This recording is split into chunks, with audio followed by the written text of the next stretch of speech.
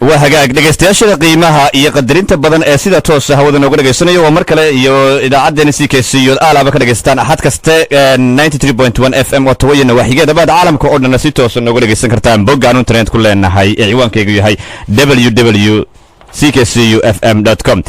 wahagaag dhageystayaal waxaan jecelahay in aan toddobaadkan sidaan hore ugu ballan qaadnay in aan doodii aan ugu talagalnay labada xisbi ee Soomaaliland ku tartamaya doorashada fooda inagu soo haysa ee hadii ay beeraado sanadkan soo socda la qoondeynay inay ka dhacdo dalka Soomaaliland waa xisbiga mucaaridka ah ee wadani iyo xisbiga muxaafidka ah ee kulmiye waxa hadda doodaasi ka qayb gali doona Axmed Jaamac Maxamed oo ku nool dalka Mareykanka gaar ahaan New York iyo Ismaan Sheekh Dalmar oo ah isagu gudoomiyaha xisbiga mucaaridka wadani ee magaaladan Ottawa wagaag marka hore waxaan idinku soo dhaweynayaa idinkoo wada jira idaacada CKCU wagaag aad baan idin salaamay Axmed Jaamac iyo Ismaan Sheekh Dalmarba waxaan jecelahay in doodeenu ay noqoto aynu ku bilaabano bayskan hadda muranka badan ka taagan yahay ee toddobaadkii ugu dambeeyay in ku guda jirnay mudaharaadkii ka qabsoomayay Ingiriiska iyo runtii meelo badan oo kamid ah qaaradda Yurub guud ahaan dalkaba runtii dadku ay aad uga soo horjeedaan iyo sidoo kale xisbiyada mucaaridka oo horkacayo xisbiga mucaaridka ee wadani uu aad uga beedidan yahay wagaag Axmed Jaamac hadii aan ku soo dhaweeyo adiga oo xisbiga kulmiye ah arintan ay bayska military imaaraadka dawladda imaaraadka runtii ay baarlamaanka Soomaaliland dhawaan ansixiyeen adiga sidee kula eg tahay oo aad u aragtaa inay dalka wax horumar amba runtii de wax wanaagsan u tahay amba wax aan dalka u wanaagsanin oo aqal xumo u tahay sidee kula muuqata okay waa yahay soco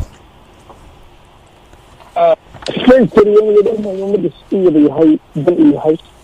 oo wuxuu qabanayo wuxuu garanaysaa faa'iido u jirtay inta loo yahay dadku ka helayaan horumar horumarkiisa ay tahay hadii ku roon yahay dadku dhimidada garanaysaa ay tahay ilaa ciidamada training-kooda ilaa horumarka dalkooda ay tahay qofna aan markaa u horseedayn dalkiisa wax ka hor imanaya ama wuxuu dhimaya taa weyn wada ognahay لكن حزب الوطني هو حكي يسوي سكرة أو فكرة أو يسوي فكر نقدين دولتي سوماليا. كاسو في تمرك قدامي هذا كنت سيرنا قدامي وفكر كعدين أو دار أورن سوماليا يسوي فكر منه لكنه عادي يسوي فكري هنا ويسوي كديه. واحد سوماليا كسر تدينا أي أبسط لتهاي واحد أو مركا أنا هرمرة أو أنا سوماليا لتون. سوماليا كسر تي. صح. ayaa darna ay tahay xisbigii qaranka ee ma garanaysaa qaranku lahaa ee la doortay ee la soo doortay ee ummadda soo dooratay inuu la fikir noqdo cadawgii Soomaaliland sax taasina ay tahay mufaaji'ad ama waxay ka yaabiyo ummadii Soomaaliland oo ay yaabaan wadanina aanu ka qancin waliba ay ku dareen mudaharaad marka aanu soo noqoto biga yani saldhigaasi horumarka uu leeyahay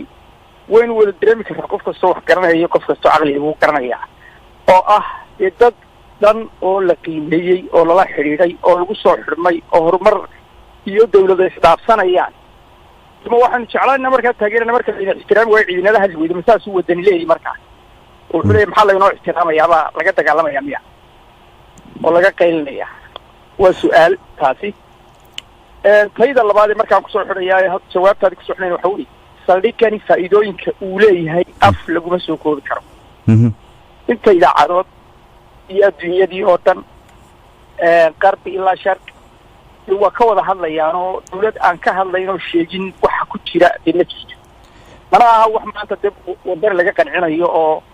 iyagoo dalkoodii horumarayo dee lagu qancinayo waxba la inoo qaban iyagu og maaha وهجاج وسونا أحسن أحمد أبا مهتسن بروح إن شاء الله هاي إن أنا قد بيو اسمه الشيخ دلمر وقدوميها حسب معارض كوطني مقالة أوتوا بل أرنتها سي أرنتي إيدا حسب هو يسي إن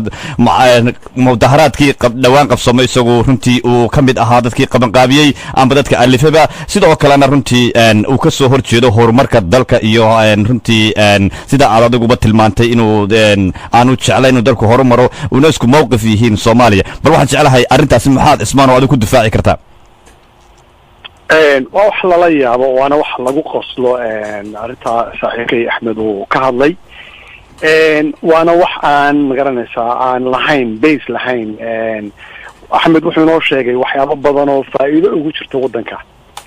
yaarayd waan jeclaan lahaa dawladdeena aynu igmanay hawsha inay inoo qabato inay inoo sheegto faa'iidooyinka ugu jira waddanka ugu jira maxay ahaydtay saldhiga wasiiradu ma sheegin baarlamaankii umay sheegin meellana kumay sheegin waxa inoogu jira halkaasoo faa'iide ah ama ha noqoto dhaqaale ama ha noqoto siyaasad ama ha noqoto ciidan la tababaro lagama hayo afkooda lagama hayo mar keliya waxa inoogu jira saldhiga iska badaayo waxay sheegeen inaynu dagaal ay ina gelinayaan wasiirka madaxtooyadu wuxuu sheegay iyadoo ay idaacaduhu wareysanayaan idinkuna aad dhegaysateen inaynu dagaal gelayno oo aynu qayb ka nahay dagaal lagula gelayo yemen oo aan la garanayn goorta dagaalkaa la qaatay oo lagu heshiiyey in dagaal dalka la geliyo oo uu sheegay inaynaan qayb ka ahayn aynaan dhinac ahayn aynu bartamaha ugu jirro oo aynu dawladaha sunniga aynu ku taageerayno waataad maqlayseen waxa keliya macluumaad ahee laga hayaa dawladdana taa weeye wasiirkii ugu xooga badnaa ee ugu aqoonta badnaa ee arrimahaana ku jiray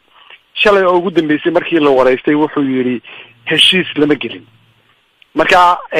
danaa inoogu jira iyo faa'iidooyin baa inoogu jira iyo heshiis lama gelin iyo dagaal baynu gelaynaa axmed arrintaa meesha ku sifaynayo iyo siduu sifaynayo anugu garan maayo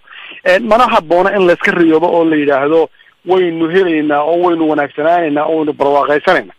dawladda waxaa lagu leeyahay nataabsiya horumar lama diidana wanaag lama diidana laakiin waxa weeye berberi waxa weeyaan waa hooyadii dalka waxa weeyaan waa meeshii dhaqaaluhu ka soo gelayay waa marinkii aynu caalamka kaga xidhimaynay ma doonayno inuu xidhmo dariiqaas inuu xidhmo dooni mayno haddii aynu maxay haytay base iyo arrimaha gelayno waxa weeyaan sida caalamka laga yaqaano public awareness baa la sameeyaa dadkaa loo sheegaa baarlamaankana lagaga doodaa waxaa lama hayo taasi waa taa hadday noqoto yaa abaabulay mudaharaadkii ingiriiska dee haddaan indhaha lays tiraynin waxaa abaabulay dad reer somaliland ah oo muwaadiniin ah oo damqaday oo diidan waxaa bustaha iyo go-a lala huwanayo ee la qarinayo ee aad moodo in maxay ahaydtay dilaaliin aynu isu bedelay inagu dalkeena aynu dilaaliin ka noqonay dadkii waxaa maxay ahaydtay ka dhiidhiyey oo somalilanders ah oo aan xisbina ahayn oo sida aan maqalay kulmiyana xataa uu qayb ka ahaa oo wadani maxay ahaydtay uu support gareeyay gudaha ka support gareeyay waanu taageersanahay maxay ahaydtay mudaharaadka haddii la yidhaahdo wadani baa qabtay waxaan umalaynaya arrintaasi inaanay runta aanay u dhoweyn ay aada uga fog tahay taas waa mid arrinta kale ee soomaaliyay isku noqdeen iyo wadani arrintaas waxaan umalaynayaa wax lagu qoslo weeye cidda keliya ee soomaaliya tiraahdo waa walaalaheen cidda keliya ee qadiyadeenii laga soo shaqeynayay 25 sannadood intay gacanta u geliyeen hawadeeni iyo wax walba yidhi na maamula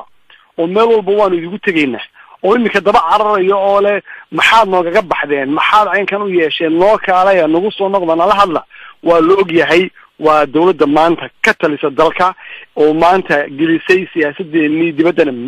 madow gelisay arrimihii istiraafdoonka iyo halkay marayeenna dib u celisay marka inay maanta iyagu ay dadka ay ku yidhahdaan xisbi baa la socda maxay ahaydtay dawlad la socda soomaaliya la socda waxaasi waa wax lagu qoslo weeye dadkuna way ku qoslayaan waa hagaag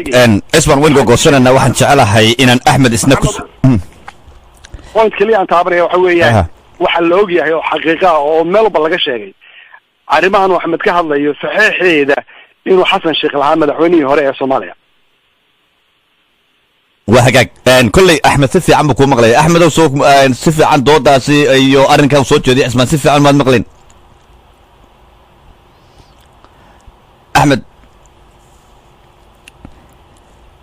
axmed jaamac ma ku jira mala axmed dee wuu ka cararay baan u maleynayaa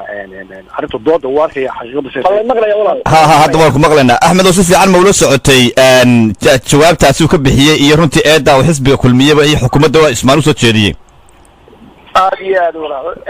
waan ixtiraamayaa fikirka gudoomiyaha iyo sida uu hadlayba anigoo markaasi dhegaysanayay waxaan u maleynayaa daweyn wadoogno gudoomiyuhu hadlay wadani isagoo ka hadlaya mudaharaadka iyo fikirkan ay Soomaaliya wada qabaan iskama u reebin oo ismu farxin oo meel ismu taagin oo mu oran nagu fikirka Soomaaliya kuma wada jira mu oran gudoomiyuhu manu oranin cadowga Somaliland meel ma wada taagnin ayay nagu xoqanin annaga waxa iyagan wadanana mu oranin taasina waxay cadaynaysaa marka ugu horeysa in wadani raacsan yahay fikirka Soomaali ama horumar la'aanta iyo ka hortagga haddii uu ku yahay horumarka Somaliland marka Ahmed halka maxaad ku yar cadeyn kartaa inuu raacsan yahay oo aad dad bulshada yara dareensiin kartaa sababaha uu ku raacsan yahay Soomaaliya xisbiga wadani walaal waxaan ku dareensiin karaa marka wax lagu soo eedeeyay ee aad maqasho media la soo mariyo la yiraahdo fikirkaas ayuu raacsan yahay ama waxa taa qofka loo haystaa qofku uu meel buu istaagaa waa eedaysan markaa laakiin wixii wali lagu ma cadeyn eedaysanuhu markaa wixii lagu soo eedeeyay uu iska difaaca sideedaba marka de ismu difaacin wadaniyo ma oran annagu Soomaaliyaal lagu xoqan annaga fikirkan iskale Soomaaliyayna naga hada may oran hanana soo raacino ha imanina mudaharaadkayga may oran fikirkeygana annaga wuxuu soo samaysanay Soomaaliya ay ama daba dhiganina may oran ilaa haddana waxyaabo ay ku naaloonayso Soomaaliya waxa kamid ah waxana raacsan dadka kala bad Somaliland oo lagu raacsan fikirka markay ku andacoonayso saldhigan inay ka hortagto midna aan midka ilaahdo uu leeyahay saldhiga waxa saxay dawladda saxay waa duuban tahay oo walaal way taala waa cadaan xasan maxamed wuxuu TDP wala waxna lagama weydiin oo dawladaha la galay Somaliland waxna lagama weydiin oo waxad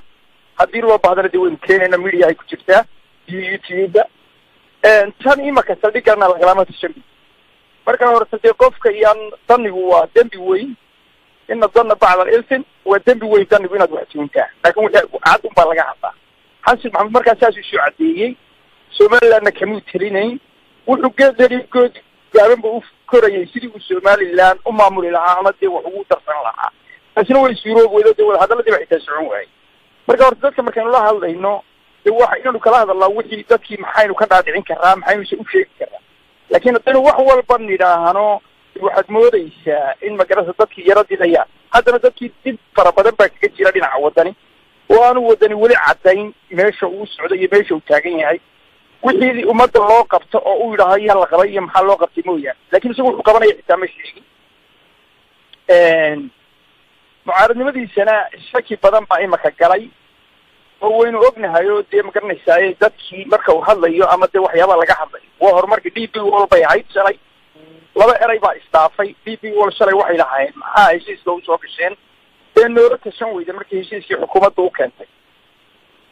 waayahay baa la yidhi bal aynu ansixino waa la wada ansixiyey hadda waxaa la keenay heshiis aan weli lala gelin laakiin wadahadal lala galay dawlad dabadna waxa la yidhi heshiiskaasaan u gelaynaa ka warrama waxa la yidhi heshiis baan looma eedaan keenina heshiis noo keena hadda shalayna waxa la maxaa heshiiska noogu keenteen ayaa la isku haystay oo lagu haystay xukuumadda marka waxaad moodaa hal diidaysaa bay Soomaalidu ku mahmahdaa hal diidaysaa geed ay ku xoqato ma weyn wahagaag waxaan jeclahay inaan ismaan ku soo wareejiyo gudoomiyaha xisbiga mucaaradka ee magaalada wadani ee magaalada Ottawa waxaan jeclahay ismaan waad arkaysaa halka uu Axmed marayo iyo runtii halka uu xisbiga wadani u wadaba in runtii uu ka soo qaaday xisbiga wadani in aan siyaasadiisu ay raacsan tahay Soomaaliya oo Somaliland bay ka baxsan tahay meel u socda iyo intihaahisna aan la garanayn arintaasi maxaa ismaan xisbiga ku difaaci kartaa de horta waxa weeyaan haddii maartay runtii marka la doodayo waxa habboon in wixii xaqiiqada ah ee dadkuna ay qaadan karayaan in laga doodo xisbiga wadani arrintaas waa caddahay dayaxay ka caddahay qoraxday ka caddahay xisbiga wadani waxa weeyaan wuxuu difaacayaa Somaliland iyo xuduudaheeda iyo interestkeeda iyo siyaasadeeda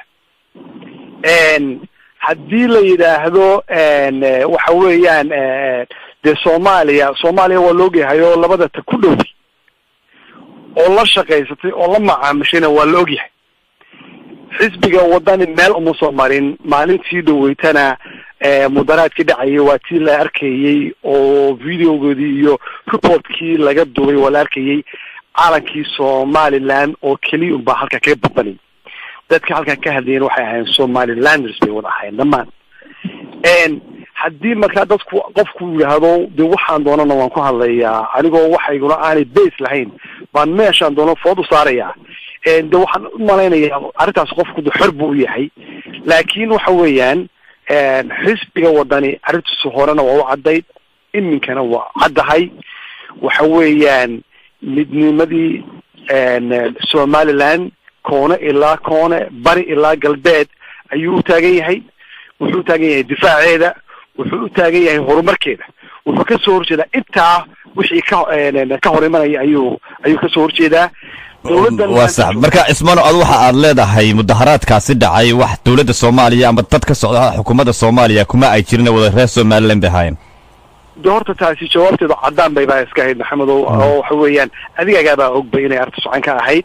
inaan maxay ahayd dad reer Soomaaliya aanay meesha imanin looma baahnayn Somalilanders baa ku wada xaalayay oo arrimooda ku cadaysanayay lugna kuma lahayn xisbida maxay tahay si gaar ah meesha uguma muuqanaynin وهاك هدان اسمانو كويديو ادي اهان حسبيغا معارضka ee wadani markii runtii arintan la ansixinayay ee baarlamaanka la keenay aad bay runtii uga soo horjeesteen oo bulshada oo dhanba waa ay runtii la wada socoteen xisbiga mucaaradku diidanaa welina ay diidan yihiin marka imika maadaama xukuumadii ay marisay baarlamaankii maxay tahay marka tallaabada xigta ee xisbiga mucaaradka ee wadani uu qaadaya waxa la leeyahay xalaal waxa la qashaaba leeydi maalin cad daraar baa la qashaa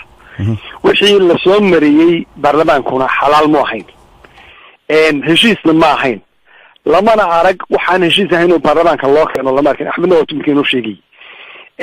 wasiiraduna waa tii ka waramayeen marka waxa weeyaan xisbigu wuxuu ku adag yahay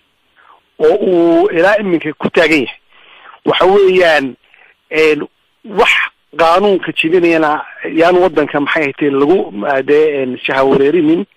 haddii arrintan ay tahay wax dadka u danaho aan la sheegayo ee wasiirka madaxtooyadu sheegay aan dagaal aynaan u danahayn oo aynaan eelo ahayn aan layna gelinayna axmedkaasi haynoo sheego bal waxa ay dawladdu sheegtay inoogu jira faa'iido inoogu jira maxay tahay saldhigan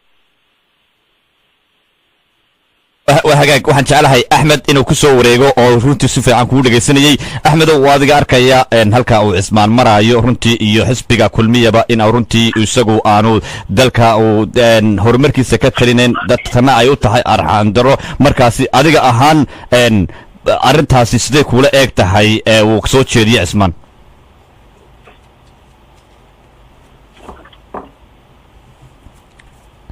Ahmed Jama هلو احمد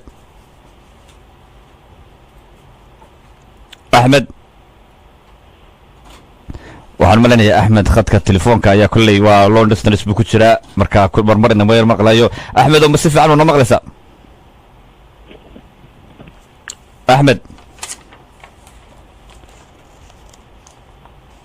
Ahmed Jama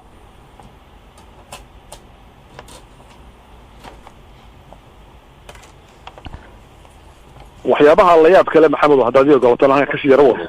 okay waan kuleent soo noqonayo Ahmed ma hayna wali khadka telefoonka kule kuma jiraan manane oo khadka telefoonka ka yar xununta nagu soo noqonayo waa hagaag hay isban soo waxyaabaha maartay aan fariirka iyo cabsida le waxa weeye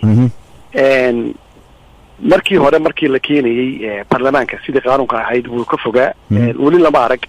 guurti iyo baarlamaan intay isku yimaadaan labaduba ay meel ka wada doodaan leedahay ka wada doodeen lama arag maxay ahayd barnaamij loo keeno baarlamaanka oo isla maalintiiba isla saacadiiba la yiraahdo ka codaya lama arag sida caadiga ah baarlamaanka waxa loo keenaa barnaamijka loo keenaa waa loo qaybiyaa dabadeedna waxa la yiraahdaa ka dood ka bacdina cod baa loo qaadaa arrintan guurtida xataa imaatinka sidii ku yimaadeen waxay wax la yaab leh ahayd waxaad arkaysaa meesha in wax badan la qarinayo wax badan la dedejinayo ayaad arkaysaa waxyaabaha la yaab kale ilaa iminka la maqli waayey oo laga maqli waayey dawladda waxa weeye aanba bixinno saldhigga waa la khamaaraa oo waxa weeyaan in la khamaaro oo maxay tahay caalamka saldhigyada waa la bixiyaa laakiin waxa weeye aan bixinne maxaa inoogu jira waa laga laayahay maxaa waxa la yidhahdaa sida marka la yidhahdo saldhig baa la bixinaya dawladdu waxay yidhahdaan waydin maqlaya I don't know inay maqlayseen iyo in kale war kama hayo waydin maqlay weydin baan malay inuu waydin maqlayay haye waa khadka ka ciladeysna kulli waa si fiican baad ula socotay ismaan baan u malaynayaa marka haddii aad si fiican u maqlaysay bal wixii aad runtii aad ku difaaci lahayd adaan kaa sugnaa gudoomiye ismaan si fiican baan u maqlayay hadaladiisa waan dhageysanayo wuxuu maxaa dagaal baynu gelaynaa iyo hawlaynu gelaynaa Somaliland dawladaha dariskeeda inay dagaal diyaar u ahayn la gasho iska daa dawlado kale oo inaga fogo badayaala awoodeenana waa ogtahay dawlad yar oo hadda uu kan tagaynahay waxaanu higsanaynaa magaranaysaa aynu doonayna inaynu taabanana waa horumarkeena iyo horumarka dadkeena ma garanayo dagaalkan meel ay ka keeneen iyo meel kale malaade waxay u qaateen alliance-kan uu ka mid yahay imaaraadku ma garanaysaa uu ka mid yahay sacuudiga ka mid yahay khaliijka iyo maraykanku ka mid yihiin ayuu u qaatay inuu dagaal ku jiro inaguna ma garanaysaa axmed oo kaama gooye wasiirkeena maxay ahaydtay madaxtooyada ma dhegaysatay markuu lahaa dagaalkaa qayb baanu ka nahay qayb baanu ka nahay buu yihi alliance-ka dagaal baanu qayb ka nahay moona wuxuu yihi alliance-ka haddaanu ka mid noqonay anagoo nala aqoonsanin waa guul noo soo hoyatay anaana imika kule waa guul noo soo hoyatay inagoo alla dawladii soomaaliyeed la aqoonsanaa baan ka mid noqonin waa sharaf inagu aynu helnay sharafteennana inaynu taageerno weeyaanana cidlo ku tuurin maanta adigo aan lagu ictiraafsanayn oo dawlad magaranaysaa ayaad la mid noqotay dawladihii adduunka magaranaysaa ugu dhaqaalaha roonaa ugu awoodda roonaa la arrinsanaysaa oo aynu la arrinsanaynaa meel gaarsiino xisma kulmiyayna gaarsiin waxaan qabaa intaynu jirayna maynaan gaadhin halkaa ee Somaliland jirtay maantana halkaa aynu gaadhnay inaynu isku ammaano isku garab taagnaano waa ujisgeed waxa kaloo meesha yaala marka dal danihiisa uu ka tasanayo xisbiga mucaaradka waa xisbi qaran xisbi xaakimkuna waa xisbi qaran labada xisbi mucaaradna waa xisbiya qaran markaynu arrimaheena ka tasanayna ka doodayno waa arrimo dee dastuuriya waa ka doodi karaa waa ka hadli karaa waa isdhaliili karaa laakiin marka meeshii uu soo galo cadow waxa adduunka ma garanaysaa caado ka ah in dalkaasi noqdo united ama dad isku mida oo wada taagan laakiin wadani waxaad moodaa maanta inaanu markii cadowgiina soo farageliyay isku fikradda noqotay fikraddii u aaminsanaa aad u gashay dee waad odhan kari weyda inaad tirahdaan war anagu fikraddaa kuma raacsanin soomaaliyana arrimaha iyaga haddaan nahay reer Somaliland ma soo geli karto hadalkaasina wuxuu u furan yahay oo qura inay yidhahdaan wadani because ma garanaysaa xukuumaddu lama fikir noqonin dawladda Soomaaliyeed Soomaad karan waa dawladda jaarkeena haddaaban kuleeyahay Djibouti waa walaalaheen kilinka irsalaad ogaadeen waa walaalaheen Soomaaliyana waa walaalaheen everything waa walaalaheen وهاجي كلي واحد شعلها أحمد أو كل وقت قاعد نقول يربان شعلها قدر تضبط دقيقة هاي السنة واحد شعلها لا إن أنا رنتي كوسو جبجبيو حبدي عن السيو وان اسمع رنتي كوه الرئيسيو نوسو قابي عنا دي إيه بيرادا نوسو جبجبيسو اسمع كل وقت نقل سيس في عنا ودرس عتي إن أرنتا سيو رنتي دودا وصوت شريبا إن أحمد شامع وحسبي معارض كأي وطني ورنتي وليكو إيدين أيو حسبي عن آيها سومالي مستقبل كذا كتلينين حسبي عن رنتي دولين هورماركا يو دادالك كسعودة دالك لجارسين أيو iyo runtii u soo jeedin bal arintaasi runtii sidee kula eeg tahay amba aad adigu aad u aragtaan xisbi mucaarad ahaan waxaan u arkaa waxa weeyaan Soomaalida wax ku mahdaa fallaad gilgilasho kaaga ma hadho waxa la qarinayo ee dadka loo sheegi waayay ee haddana la leeyahay dhulkii ugu qiimaha badnaa Somaliland baynu siinaa dal Carbeed siinayna oo marka qaarkoodna afko maxay ahayd dawladda ay ka subaxayso inay xitaa dagaal ku jiro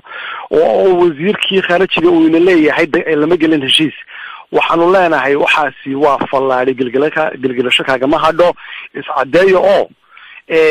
bal waxaad yeeshaan dadka idinka maanta xisbiga maarta kulmiye iyo dawladda kulmiye ee madaxweynaha ku yahay Axmed waa idinka maxay tahay maanta xukunkii haya war waxaad ina gelinaysaan bal horta xisbiga halkaa inoo dhigba shicibkii reer Somaliland oo axzaabtu ay ka mid tahay mucaaradka ah bal waxaad u sheegtaan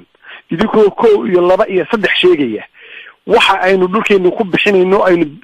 bidaalka aynu ku qaadanayno inoo bedelaya bal intaas uu dadka u sheega oo dawladda ha u sheegto shicibka hala qanciyo waxaan kale ee soo raacay waxa weeyaan xisbiga halkan maray iyo xisbiga soo yeelay iyo aalaf uu arkaya reer Somaliland indhoodii way qabaan way arkayaan cidda wax luminaysan wala arkaya cidda qaylinaysa ila war ka daaya war halka aad marinaysaan waxaad marinaysaan ka daaya oo ka fiirsada waa la ogyahay waa xisbiga maxay ahayd wadani iyo shicibka reer Soomaaliya majority-giisa taa weeye waxaan dowladda ku leenahay war halkaad ku wadaan ka fiirsada oo hubiya meel fog baad ku wadaan وهجاج وسونكسن اسمان حجالها أحمدين نوسو قبي أحمد أرنتاس اسمان وسو قد بيجي إن عدتكي وعديسان وحن صحيح يهشيس كان قرنا أيو ومدي لقنعيو ودولدي حسب حكومة دي بقى أرنتي صوب بندكتو سيدي بعد مركا أمد عادو قنعين كرتانين كوينكو حسب بيجي محافظ كاه هي حكومة دي بقى waxaan malanaya walaal waa hadal wanaagsan waana su'aal wanaagsan ilaahay umadiisa waa ogtay inaanay maganaysa xukuumaddu wax xun ee ummadeeda u horseedeyn wax xukuumadda doorto dastuur lagu doortay sharci maadaama dastuur sharci lagu doortayna ummadeeda waxay u ballan qaaday inay horumar gaarsiiso horumaradiina waa ka mid kani faa'iidooyinka laga helaye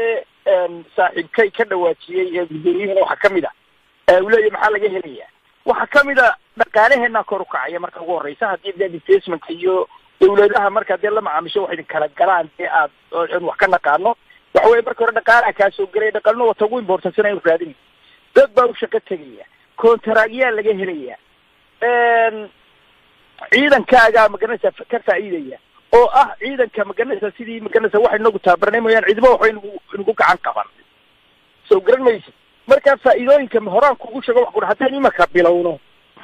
haddaynu bilowno umalayn maayo inaynu bishii soo socota dhamayn karno faa'iidooyin ku jira qof walibana waa og yahay laakiin waxa weeye wadani ujeedadiisa ayaa waxa badda inay u badan tahayba imaka yani wax la yidhaahdo horumaris hortaag nin baa wuxu uhi waniyo sheekadu hadday maraysay waxisii maxaa waxbaan kugu leeyahay gaarsiiyey ila waxisii baabay maraysay imaka sheekadu hadday maraysay inagu inaan magaranaysa isku qabsaman maayo war waxaanaynu hagaajinay waxaynu hagaajin maxaa keenayna cadowgii aanu lamid noqonaba cadowgii tabkiisa aynu hadallo oo la soo safano marka waxbaa jira dii wax weyn baa jira dhagihii ummadda somalilandna waa taagan yihin waxay leeyihin talo waxaa jira maxay odhan doonaa guddoomiyana waa hadlo muu caddayn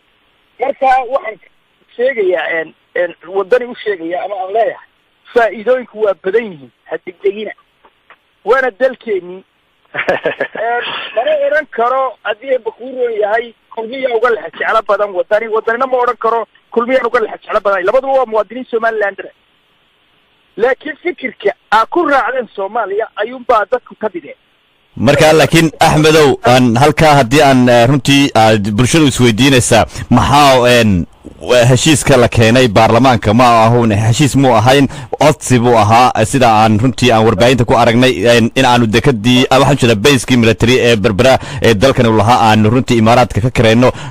noo ogolaa qodobadiina ay soo bandhigeen laakiin waxa uu xisbiga mucaaradkii uu ka qaylayaa uu sida fiintana uga fooriyey ay tahay in dadkii lasoo bandhigo waxay heshiisku wuxuu yahay iyo runtii waxaa lagu heshiiyey qodobada lasoo hordhigo sidee markaa taa qodobada aad iyo heshiiska aad u soo hordhigi kartaan baad u malaynaysaa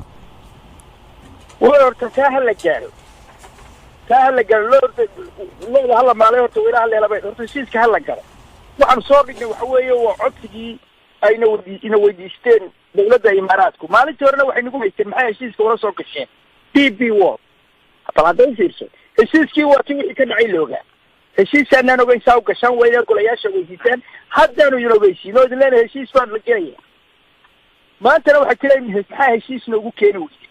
markaa dhankee baanu idin raacnaa waa su-aal taagan waxaan u malaynayaa axmedow horta dee waa dadaalaysaan oo saan iminka arkayo waan jeclaan lahaa mathalan xukuumaddu inay marka qaarkood xitaa sheegto in ay faa'iido inooguba jiraanba oo ay 1 iyo 2 iyo ciidanka iyo caynkan ay sheegto waa laga leeyahay taa waxaanse u malaynayaa malaha dawladdu hadda walaal waan kugu aad baan ku waxaan u malaynayaa meesha khaladku malaa ka hela jira malaa gudbintii lasoo gudbin lahaa waxan ayaa xagga dawladdu ay weak ka tahay oo waxa weeyaan dibta haysta waxa weeyaan xataa haddii waxay haysaaba ay wanaagsan yihiin inay dadkii u sheegto oo qanciso oo tiraahdo maxay tahay axzaabtaba war waxaasa inoogu jira oo waxaasa inoogu jira oo waxaasa inoogu jira ayaa laga leeyahay soo maad garan wax kale oo meesha yaalaaba ma jiraan waa wanaagsan kulli waxaan jeclahay Cismaan iyo Axmed aniga adiga waxaan runtii aan nagu barjaro laakiin waxaan soo gaarnay waqtigaan idaacada ka bixi jirnay hadii ay birada kulli waxaan jeclahay inaan halka ka saan baqaano toddobaadka foodo ee nagu